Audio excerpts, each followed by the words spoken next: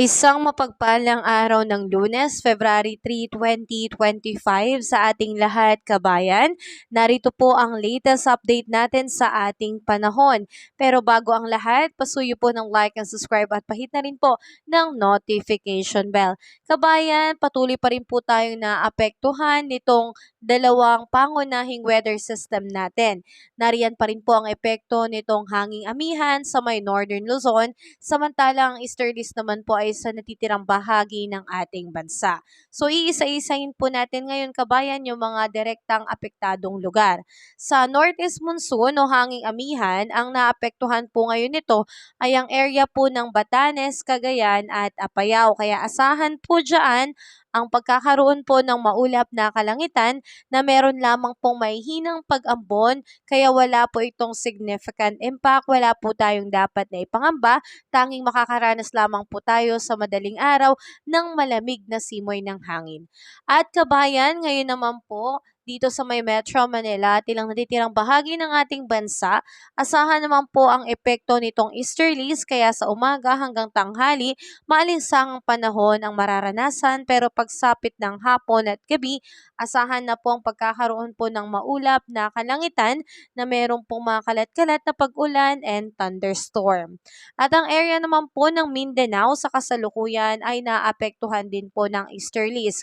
Kaya asahan po ang maliwalas na panahon sa umaga at tanghali, at ganun din pagsapit na po ng hapon, diyan na po posibleng magkaroon ng mga kalat-kalat na pag-ulan at kulog at kidlat. Kaya pinag-iingat natin yung mga kapatid po natin na diyan nakatira, dahil posible pong magdulot itong pag-ulan na to ng mga biglaang pagbaha and landslide. So yan po yung inaasahan nating panahon ngayong araw ng Lunes. At pagdating naman po sa ating air temperature, sa Lawag ay aabot po ng 31 degrees Celsius, sa Baguio ay 24 degrees Celsius. Sa Metro Manila ay 32 degrees Celsius, sa Tagaytay 30 degrees Celsius. Sa Tugigaraw 30 degrees Celsius at sa Legazpi po ay 31 degrees Celsius. Sa may Calayan Island or Puerto Princesa, aabot po ng 32 degrees Celsius. Sa may Iloilo at Cebu ay 32 degrees Celsius rin. Tacloban, 31 degrees Celsius. Cagayan de Oro, 32 degrees Celsius. Sa may Zamboanga ay 33 degrees Celsius at sa Davao po ay 32 degrees Celsius. So yan po yung inaasahan nating air temperature ngayong araw ng Lunes. At pagdating naman, kabayan, sa ating mga baybayin ay wala naman po tayong namamataan na gale warning signals, kaya kabayan, wala pong nakataas ngayon na gale warning signals, kaya malaya pong makakapalaot sa mga baybayin natin ng ating mga mangingisda.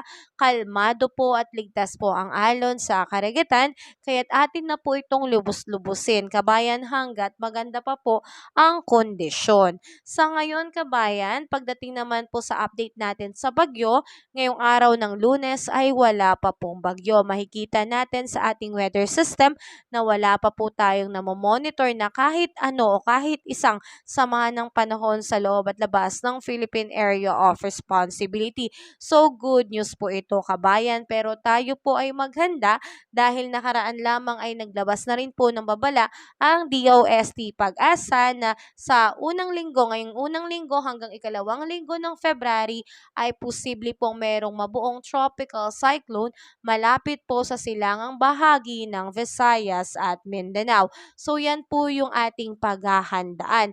Pero sa ngayon ay wala pa po. Kaya inuulit ko, kabayan, ang posibleng magkaroon po ay tropical cyclone lamang, pero hindi po natin inaalis dahil may katamtaman tsansa nga lang po na ito po ay maging isang ganap na bagyo. At kung sakasakali man, kabayan, na meron ng papasok na bagyo sa PAR, ito po ay magkakaroon ng local name na bagyong Auring. Pero sa ngayon, kabayan, ay wala pa po. Klaro pa po, kabayan, wala pa po tayong namamataan na anumang sama ng panahon, kaya wala po tayong dapat na ipangamba. Wag din po tayong matakot, kay kabayan, dahil ang kailangan po natin ay laging maging aware, makinig po tayo sa balita lalo na sa ulat panahon at lagi po tayong maghanda. So yan lamang po kabayan ang aking update sa iyo sa araw ng Lunes. Ako po ay patuloy na makikisuyo ng like and subscribe at pahita rin po ng notification bell. So ingat tayo kabayan. Have a safe day po sa lahat. God bless kabayan.